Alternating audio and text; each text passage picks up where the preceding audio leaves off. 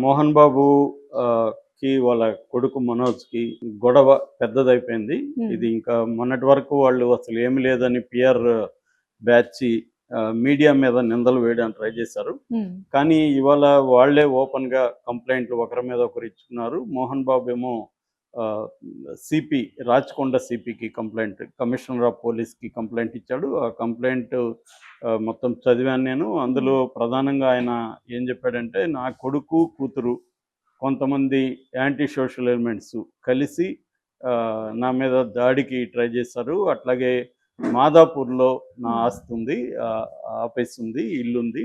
దాన్ని వాళ్ళు కబ్జా చేయడానికి ప్రయత్నించి అక్కడున్న సిబ్బందిని బెదిరించారు. చంపేస్తామని బెదిరించారు. హ్మ్. సో, నాకు ప్రాణహాని ఉంది. నా కొడుకు వల్ల, కూతురు వల్ల ప్రాణహాని ఉంది అనేది ఆయన ప్రధానంగా దాంట్లో చెప్పాడు. హ్మ్. అట్లాగే డీటెయిల్‌గా ఆయన శనివారం ఈ అబ్బాయి మనోజ్ గత కొంతకాలం 4 నెలల నుంచి మా ఇంట్లో ఉంటున్నాడు. అతను శనివారం వెళ్ళిపోయి మళ్ళీ నేనెప్పుడో నిద్రపోయినాక 9కి తర్వాత వచ్చాడు. దాని తర్వాత మార్నింగ్ చూస్తే ఎవరెవరో కొత్త వ్యక్తులు నా ఇంటి దగ్గర ఉన్నారు. హ్మ్. ఎవరు వీళ్ళంతా అంటే వాళ్ళు చెప్పట్లేదు. సో, వీళ్ళని ఎవరెవరినో తీసుకొచ్చి నన్ను ఇంట్లో నిర్బంధించడానికి ట్రై చేస్తున్నారు. ఈ లోపల నాకు మాదాపూర్ ఆఫీస్ నుంచి కాలొచ్చింది. అక్కడ ఒక 30 మంది దాకా వెళ్ళి అక్కడ ఆహ్, ఆఫీస్‌ని స్వాధీనం చేసుకొని, ఇల్లుని స్వాధీనం చేసుకొని, ఇది మా ప్రాపర్టీ, మీకు సంబంధం లేదు, మీరు ఎళ్ళిపోండి అని వాళ్ళని బెదిరించి చేస్తున్నారు అనేది ప్రధానమైన ఆరోపణ. దాంతో ఓకే. పాటు ఏందంటే చిన్న బిడ్డ అంటే వీళ్ళకి మామూలుగా అయితే మోనికాకి ఆల్రెడీ ముందు భర్తతో ఒక బాబున్నాడు, భైరవ్ హ్మ్. రెడ్డి అని. అది కాకుండా వీళ్ళకి 7 నెలలకు ముందు ఒక పాప పుట్టింది. ఆ హ్మ్. పాపని కూడా ఆయా దగ్గర వదిలేసి వీళ్ళిద్దరూ భార్యాభర్త బయటికెళ్ళిపోయారు అనే ఆరోపణ కూడా చేశాడు. హ్మ్.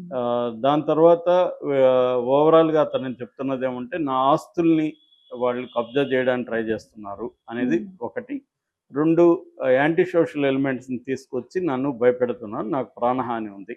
సో, 3 డిమాండ్‌లు చేశాడు. వీళ్ళిద్దరి మీద ఆ యాంటీ సోషల్ ఎలిమెంట్స్ మీద లీగల్ యాక్షన్ తీసుకోవాలి అనేది ఒకటి. 2 ఎవిక్ట్ చేయాలి. వాళ్ళు ఆల్రెడీ మాదాపూర్‌లో నా ఆఫీస్‌ని, ఇల్లుని ఆక్యుపై చేసుకున్నారు. వాళ్ళని అక్కడి నుంచి బయటికి పంపించాలి.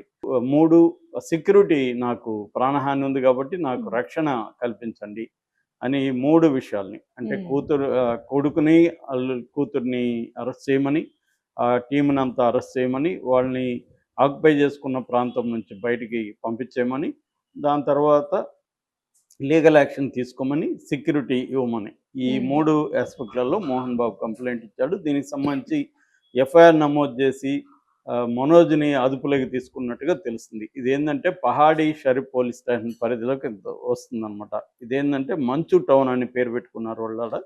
జల్పల్లి, శంషాబాద్ దగ్గర, రంగారెడ్డి జిల్లా జల్పల్లి అనమాట అది ఆ హ్మ్. ఊరు.